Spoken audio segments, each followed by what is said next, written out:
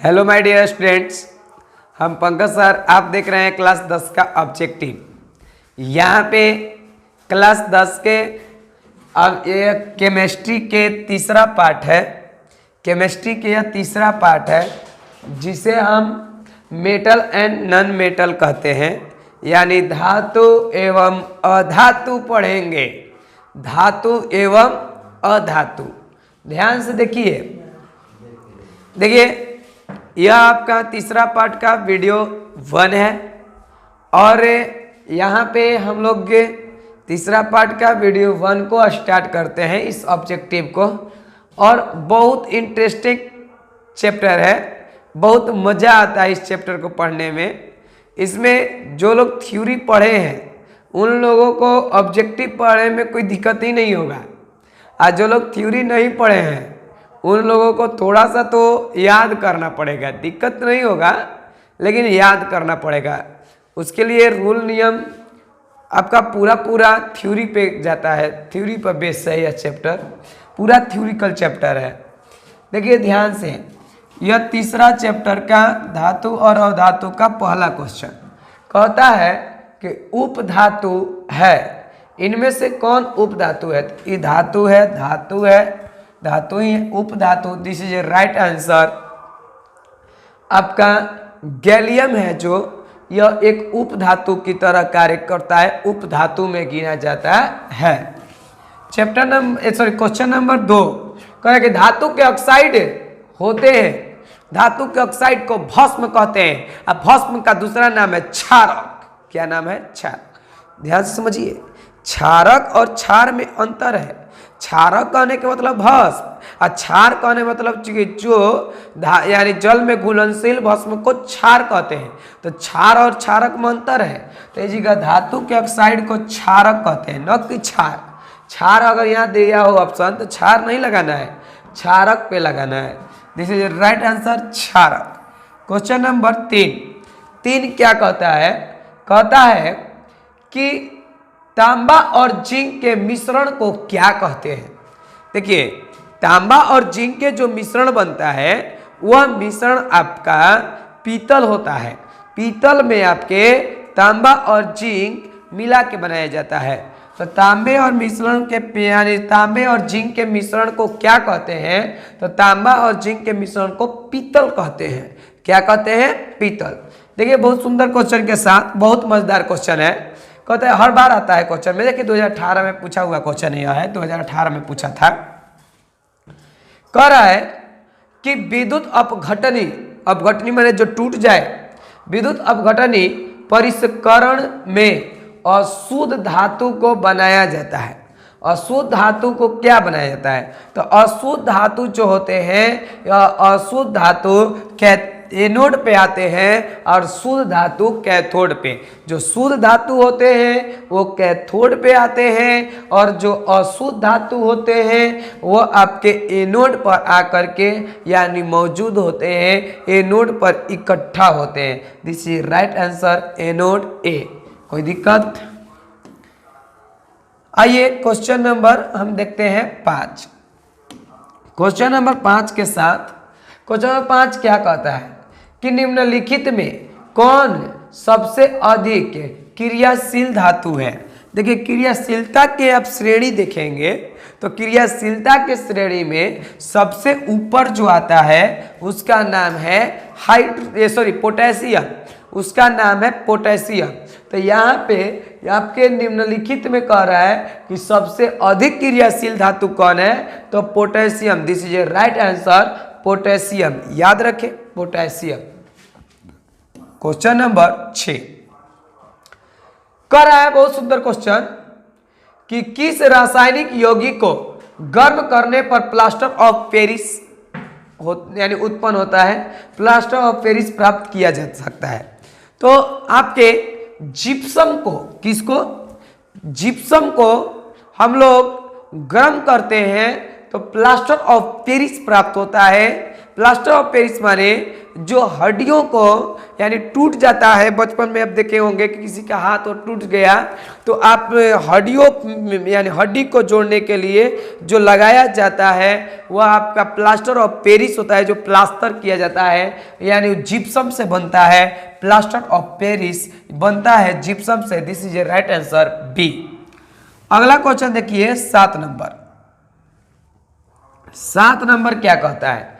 लोहा एवं इस्पात को यानी जंग से यानी जंग माने मूर्छा सुरक्षित रखने के लिए उस पर किस धातु के पतली परत चढ़ाई जाती है? जिंक का एक पतली परत चढ़ाया जाता है जिसको हम एनोडीकरण कहते हैं, यानी जिंक के एक पतली लेप चढ़ा दिया जाता है ताकि उसका यानी मूर्छा न लगे, कह सकते हैं यानी आपका उस पे जंग न लगे। मूर्छा को हम जंग कहते हैं, यानी जंग न लगे। जंग से बचाने के लिए जिंक का एक पतली परत चढ़ाया जाता है।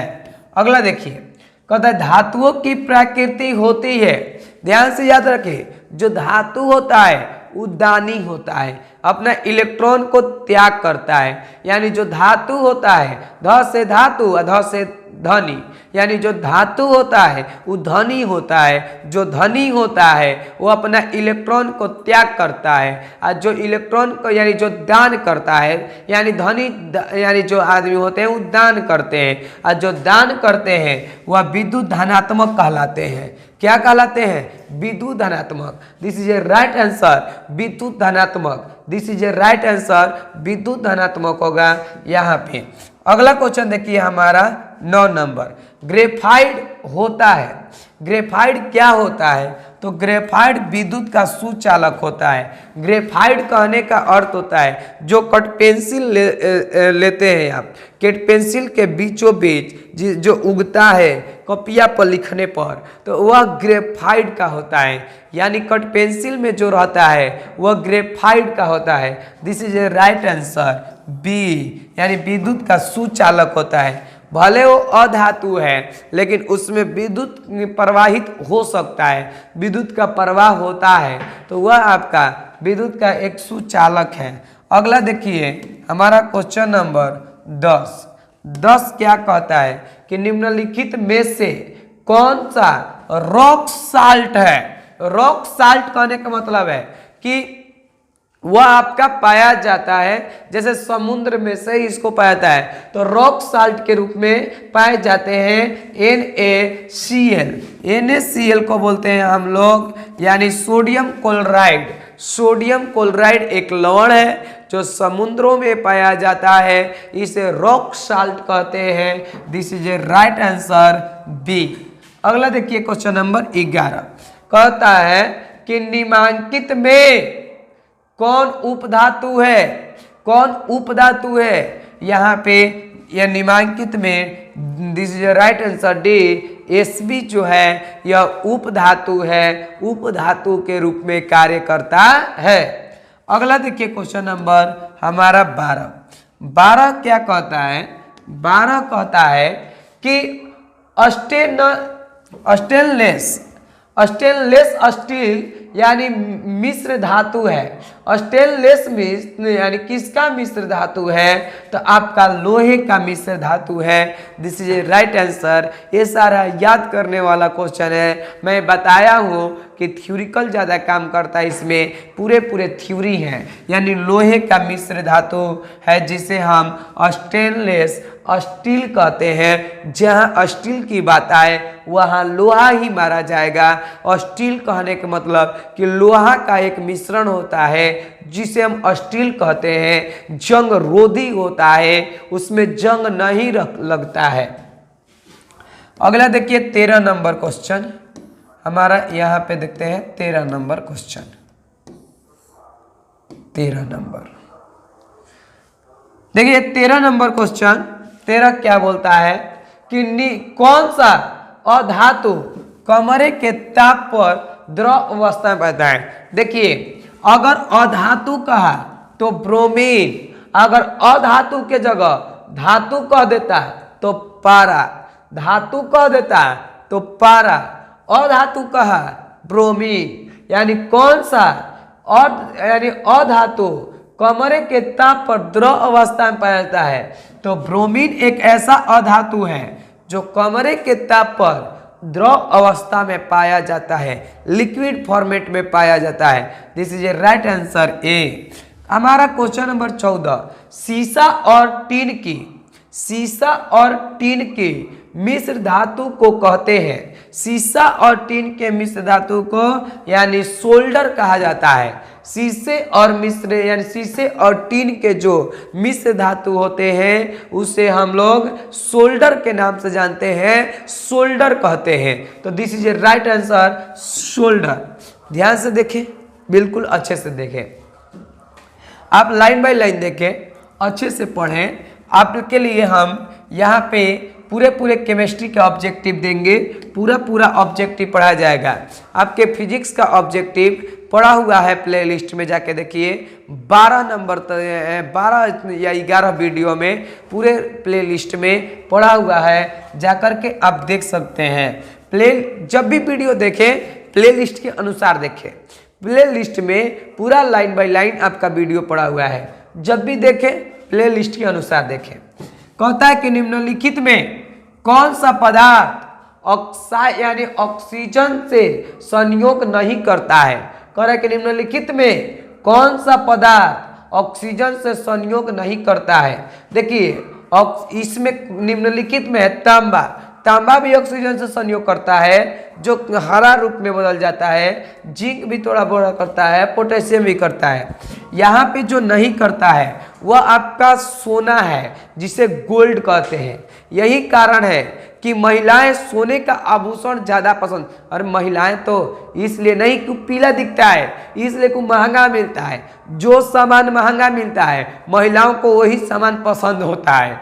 जो सामान महंगा है महिलाएं उसी को पसंद करती। देखिए 2 एक क्वालिटी की साड़ी ले लीजिए, केवल मानी थोड़ा सा कलर या कुछ भी थोड़ा सा चेंजिंग होना चाहिए, या एक ही होना चाहिए। एगो तनी सा अलग डिब्बा में सरिया दीजिए और एगो अलग डिब्बा में सरिया दीजिए। आप एक का दाम महंगा कहिए और एक का दाम सस्ता बताइए।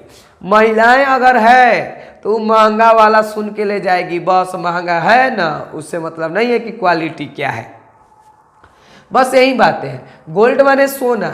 यहाँ पे जो सोना शब्द है यह धातु ने ऑक्सीजन के साथ, या जो ऑक्सीजन है इस ऑक्सीजन के साथ आपका अभिक्रिया नहीं करता है, जिसके कारण इस पे न तो जंग लगता है और न ही इसके कलर में कोई चेंजिंग आता है। साल 2 साल में थोड़ा अगर कलर में यानी थोड़ा करके उसमें मैल बैठ जाता है, धूल कण, तो बस धो देते हैं, फिर से वैसा ही दिखाई देने लगता है। यानी इस पे जंग, जैसे लोहा के आप पहनिए कोई चीज़, तो लोहा के 1 महीना में आपका 10 दिन में आपका मूर्छा लग जाएगा, उसमें मूर्छा आने लगेगा। लेकिन सोने का पहनिए, कितना भी दिन पहनिए, वह आपका पीला के पीला ही रहेगा। इसका मतलब कि ऑक्सीजन संयोग नहीं करता है। This is a right answer B. कोई दिक्कत है? हमारा 17 नंबर क्वेश्चन है, शुद्ध सोने को शुद्ध सोना का व्याख्या किया जाता है 24 कैरेट। शुद्ध सोना जो होता है इसकी व्याख्या 24 कैरेट होता है। यानी 24 कैरेट के जो सोने होते हैं वह शुद्ध सोना होता है, उसमें कोई मिश्रण नहीं होता है। जितना दुकानदार होता है पूछिएगा क कैरेट के सोना है, वो चौरकट 22 कैरेट के बताएगा, क्योंकि 2 कैरेट उसमें अलग अलग धातु मिलाया जाता है, क्योंकि वह उसकी मजबूती बन जाए। मजबूती बनाने के लिए उसमें आपके 2 कैरेट अलग से मिलाया जाता है मिश्रण, नहीं तो सोना मुलायम हो जाएगा। तो असली सोना 24 कैरेट का है, और मार्केट में बेचता है जो वह 20 कैरेट 18 कैरेट बेचता है। अगर मार्केट में कोई 22 कैरेट के सोना बेच रहा है तो समझिए बहुत अच्छा सोना है। 24 कैरेट का सोना लीजिएगा तो वह आपका घाटा देगा, यानी बार बार टूट जाएगा, वह मुलायम होता है। इसलिए सोना खरीदने जाए तो 22 कैरेट वाला सोना खरीदे। 18 नंबर क्वेश्चन, 18 नंबर क्वेश्चन कहता है, 18 नंबर क्वेश्चन क्या बोलता है? 18 नंबर क्वेश्चन बोलता है, क्वेश्चन नंबर 18 बहुत सुंदर क्वेश्चन है। 18 नंबर क्वेश्चन है कि लोहे की परमाणु संख्या होता है, लोहे की परमाणु संख्या क्या होता है? तो लोहे की परमाणु संख्या यानी 26 होता है, लोहे की परमाणु संख्या 26 होता है। This is a right answer आपका बी। अगला क्वेश्चन देखते हैं आपका 19 नंबर, कहता है कि निम्नलिखित में कौन अधातु है? निम्नलिखित में कौन अधातु है? यहाँ कार्बन को छोड़कर बाकी सब धातु है, कार्बन को छोड़कर बाकी सब क्या है? धातु है। तो ये निम्नलिखित में, निम्नलिखित मतलब जो नीचे लिखी गई है उसमें से कौन अधातु है? तो कार्बन अधातु है। This is a right answer carbon. अगला देखिए क्वेश्चन नंबर 20, कहता है कि सबसे कठोर प्रकृति यानी प्राकृतिक पदार्थ है, तो सबसे कठोर आपका हीरा होता है। This is a right answer हीरा। This is a right answer हीरा। हीरा आपका सबसे कठोर पदार्थ होता है प्राकृतिक में, उसकी कठोरता ज़्यादा पाई जाती है।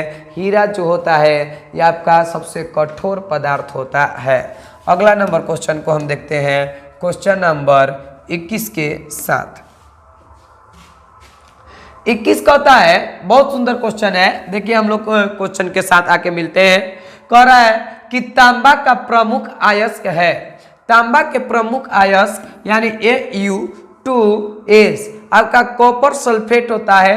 कॉपर सल्फेट तांबा के मुख्य अयस्क के रूप में जाना जाता है। इसी से हम लोग तांबा निकालते हैं, तांबा बनाते हैं। अगला क्वेश्चन हमारा है 22 नंबर के साथ। 22 नंबर क्वेश्चन क्या कहता है? 22 नंबर क्वेश्चन कहता है कार्बन क्या है? कार्बन अधातु है। कार्बन क्या है? कार्बन अधातु है। This is a right answer. Carbon क्या है? कार्बन अधातु की तरह व्यवहार। कार्बन माने कोयला, कोयला क्या है? अधातु है। This is a right answer. Silica क्या है? सिलिका निस्तापन है। सिलिका का निस्तापन क्या होता है? तो सिलिका क्या है? सिलिका निस्तापन है, यानी यह निस्तापन होता है। तो सिलिका क्या है? तो सिलिका निस्तापन है। अगला क्वेश्चन देखिए 24 नंबर के साथ। 24 नंबर कहता है कि जर्मन सिल्वर है। जर्मन सिल्वर जो होता है वह आपका कॉपर, निकेल और जिंक का मिश्रण होता है या मिला होता है इसमें। तो कॉपर, निकेल, जिंक होता है। This is a right answer C, copper, nickel, zinc. अगला देखिए क्वेश्चन नंबर 25, कह रहा है कि क्रियाशीलता श्रेणी में हाइड्रोजन के निचले वाली धातुएं, निचले वाली धातुएं, तो कह रहा है कि अम्लों से अधिक हाइड्रोजन का आयन होता है। जी नहीं, आपका अम्लों से अधिक कर हाइड्रोजन गैस बनाता है? नहीं, ऐसा बात नहीं है। जल के साथ साधारण ताप पर ही अभिक्रिया करती है? नहीं, ऐसा भी बात नहीं है। इनमें से कोई नहीं मारेंगे।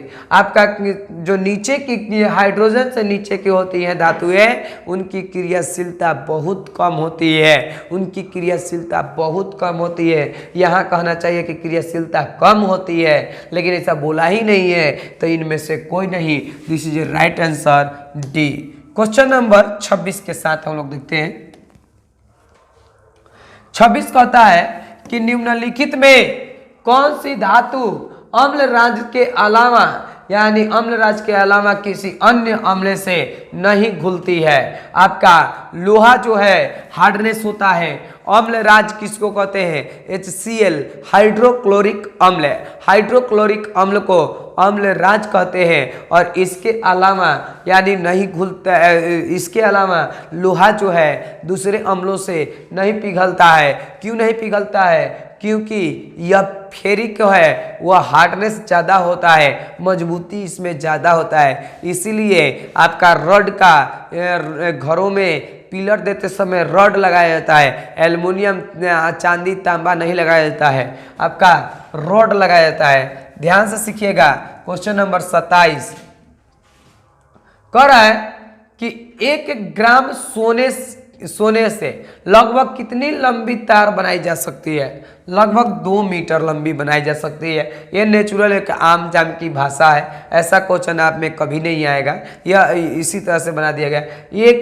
एक ग्राम सोने में 1 ग्राम मतलब 1 ग्राम की वैल्यू क्या है आप समझ सकते हैं। तो कह रहे कितनी लंबी तार बना सकता है, तो इतना पातर कर देंगे, इतना पतला कर देंगे को लगभग 2 किलोमीटर बनाया जा सकता है, लगभग 2 किलोमीटर। और इससे छोटा ऑप्शन भी नहीं है यहाँ पे, तो दिस इज राइट आंसर ए होगा। अगला क्वेश्चन देखिए, क्वेश्चन नंबर हमारा बोलता है 28। तत्व ए का इलेक्ट्रॉनिक विन्यास, तत्व ए का इलेक्ट्रॉनिक विन्यास है 2 8 6। मतलब ये कौन सा तत्व है? सल्फर है, जिसका परमाणु संख्या 16 है। और बी का आपका है 2 8 8 1, 8 8 16, 2 18, 1 19, 19 माने पोटेशियम। आपका पोटेशियम का होता है परमाणु द्रव्यमान 19। पोटेशियम धातु है और सल्फर अधातु है। पोटेशियम धातु है, सल्फर अधातु है। तो पोटेशियम और सल्फर जब मिलेगा, धातु अधातु मिलके जो बंधन बनाएगा, आयनिक बंधन बनाएगा, आयनिक बंधन बनाएगा। धातु अधातु के साथ मिलके आयनिक बंधन ही बनाएंगे। तो यहाँ पे this is a right answer A, आयनिक बंधन। कह रहे कि एक के इलेक्ट्रॉन विन्यास इतना है और बी का इतना है, तो कौन बंधन बनाएगा? तो इससे निकाल लीजिए कौन परमाणु है और यह कौन परमाणु। आप जानते हैं सल्फर अधातु है और पोटेशियम धातु है, तो this is a right answer. धातु अधातु मिलके आयनिक बंधन मिलते हैं, लेकिन जब अधातु अधातु से मिलेगा तो सहसंयोजक बंधन बनेंगे। अधातु अधातु से मिलेगा तो सहसंयोजक बंधन बनेंगे। यहाँ पे आगे क्वेश्चन नंबर 29 के साथ हम आते हैं। बहुत सुंदर क्वेश्चन है। 29 क्या कहता है कि यानी निम्नलिखित में पीतल किसका उदाहरण है?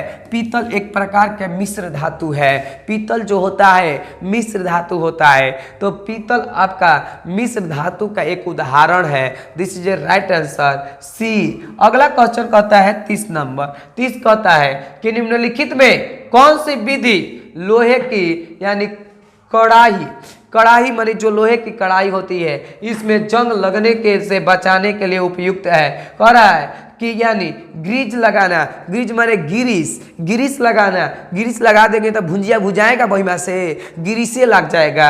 यानी रंगाई करना, वो पेंटवे छूटते रहेगा मांजने में, एती करने में। इसलिए हम लोग जिंक की एक पतली लेप चढ़ा देते हैं, जिंक की एक पतली परत चढ़ा देते हैं। तो यहाँ पे आपके जंग लगने से लोहे की कढ़ाई में अगर उसके जंग लगने से बचाना है तो जिंक की एक पतली परत चढ़ा देते हैं। This is a right answer, this is a right answer C. अगर नहीं समझ में आए तो कमेंट बॉक्स में कमेंट करें। यहाँ पे क्वेश्चन नंबर हमारा आगे की ओर 31 नंबर चलते हैं। 31 नंबर के साथ हम मिलकर देखते हैं 31 नंबर क्या कहता है।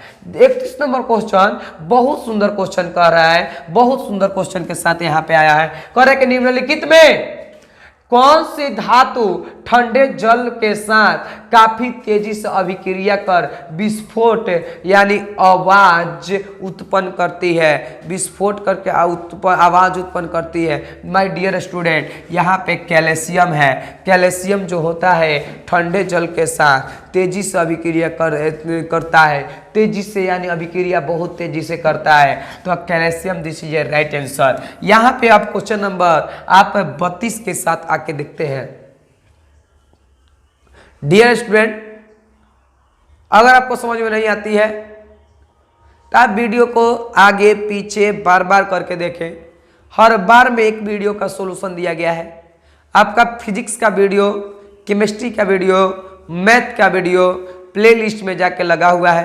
प्लेलिस्ट में जाके जब भी आप वीडियो देखें तो प्लेलिस्ट के अनुसार देखें, जब भी वीडियो देखें तो प्लेलिस्ट के अनुसार देखें। यहाँ पे कह रहा है कि निम्नलिखित में कौन सी धातु जल के साथ बिल्कुल अभिक्रिया नहीं करती है? जल के साथ बिल्कुल अभिक्रिया नहीं करती है। चांदी लोहा डालिए जल में, 1 घंटे 2 घंटे में मूर्छा लग जाएगा। एल्युमिनियम भी अभिक्रिया कर लेता है, पोटेशियम भी कर लेता है, लेकिन जो चांदी होता है, यह चांदी आपका जल में कितना भी रखें जल के साथ अभिक्रिया नहीं करता है। तो this is a right answer C, this is a right answer C. अगला क्वेश्चन आके देखते हैं। बाबू एकदम पढ़ो, नंबर लाना है तो पढ़ना है, नंबर लाना है तो पढ़ना है। यहाँ पे दिलों में जुनून होनी चाहिए, छाती ठोक के कहो कि यानी हमें कॉन्फिडेंस है, लो किताब कहीं से पूछ लो, लो किताब कहीं से पूछ लो, ऐसा कॉन्फिडेंस पैदा होना चाहिए। ये होता है स्टूडेंट्स। यहाँ पे देखिए क्वेश्चन नंबर 33। क्वेश्चन नंबर 33 क्या कहता है? कहता है कोई धातु यानी ऑक्सीजन के साथ अभिक्रिया कर उच्च गलनांक वाले ऑक्साइड बनाती है। यह ऑक्साइड जल में यानी विलेय है। यह निम्नलिखित में कौन सा तत्व है? देखिए ध्यान से समझिए, कह रहा है कि कोई धातु ऑक्सीजन के साथ अभिक्रिया कर उच्च गलनांक वाले ऑक्साइड बनाती है, उच्च गलनांक वाली ऑक्साइड बनाती है। तो कह रहा है कि यह ऑक्साइड जल के साथ विलय हो जाती है। तो इनमें से कौन सा तत्व है? तो कौन सा तत्व है? तो यहाँ पे this is a right answer आपका कैल्शियम होगा। This is a right answer. Calcium आपका जो होता है यह धातु के यानी यह ऑक्सीजन के साथ यानी अभिक्रिया बहुत तेजी से करता है, यानी उच्च गलनांक वाला है। अगला देखिए हमारा क्वेश्चन नंबर 34। कैल्शियम